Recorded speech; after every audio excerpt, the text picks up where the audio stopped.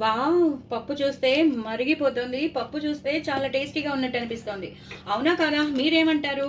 నిజంగా వెల్లుల్లిపాయ పోపు చూసినా, ఆ ఎండుమిరపకాయలు చూసినా, ఆ పోపులోనే ఉంటుంది అంతా. మనం ఏది చేసినా, ఏ రెసిపీకైనా సరే, పప్పు గానీ, సాంబార్ గానీ, చారు గానీ, ఇలాంటి ఏదైనా సరే ఆ పోపులోనే ఉంటుంది. మనం సరిగ్గా పోపు గనుక పెట్టుకుంటే మాత్రం మనం సక్సెస్ అయిపోయినట్టే.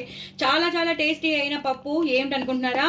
మీరు తెలుసుకోవాలంటే మాత్రం తప్పకుండా షార్ట్ చూడండి. ఏం లేదు, క్యాబేజ్ పెసరపప్పు అలాగే శనగపప్పు వేసిన పప్పు అదిరిపోయింది. దీని రెసిపీ మీరు తెలుసుకోవాలంటే మాత్రం తప్పకుండా చూడండి, చేసుకోండి. నేను షార్ట్ వీడియో పంపిస్తాను, తప్పకుండా చూడండి, చేసుకోండి. ఇంత షార్ట్ వీడియోలో చెప్పడం చాలా చాలా కష్టం.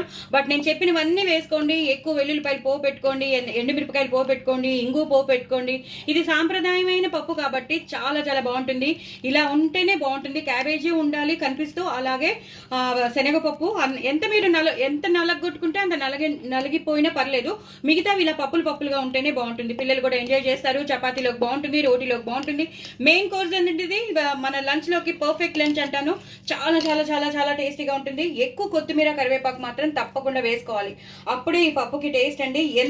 వేడివేడి అన్నంలో నెయ్యి వేసుకుని తిని అప్పడాలు కానీ, చల్లమిరపకాయలు కానీ, వడియాలు కానీ నంచుకుని తింటే ఒక రేంజ్ లో ఉంటుందండి. ఇది సాంప్రదాయమైన పప్పు అని చెప్తున్నాను కదా. చాలా చాలా టేస్టీగా ఉంటుంది. చాలా అంటే చాలా టేస్టీగా ఉంటుంది. తప్పకుండా చేసుకోండి, ఎంజాయ్ చేయండి. ఎంత బాగుంటుందో. ఎప్పుడు మనం రొటీన్గా టమాటో పప్పు ఇలాంటివి చేసుకుంటూ ఉంటాం. అలా కాకుండా మీరు ఈ మాట క్యాబేజీ పెసరపప్పు శనగపప్పు వేసుకుని, ఇలా ఎండుమిరపకాయలు ఎక్కువ వేసుకుని, ఇంగు పోపు పెట్టుకుని, వెల్లుల్లిపాయ పోపు పెట్టుకుని, నేను వేసినవన్నీ వేసుకుని చేసుకోండి. ఎక్కువ కొత్తిమీర వేసుకుని అద్దరిపోతుంది. మరి చేసుకుంటారు కదా. చాలా చాలా టేస్టీ అయిన క్యాబేజీ పెసరపప్పు శనగపప్పు పప్పు అద్దరిపోతుంది. పిల్లలు అయితే చాలా ఎంజాయ్ చేస్తారు. మీరు కూడా ఎంజాయ్ చేస్తారు. మళ్ళీ మళ్ళీ చేసుకుంటూనే ఉంటారు. బాయ్ అండి.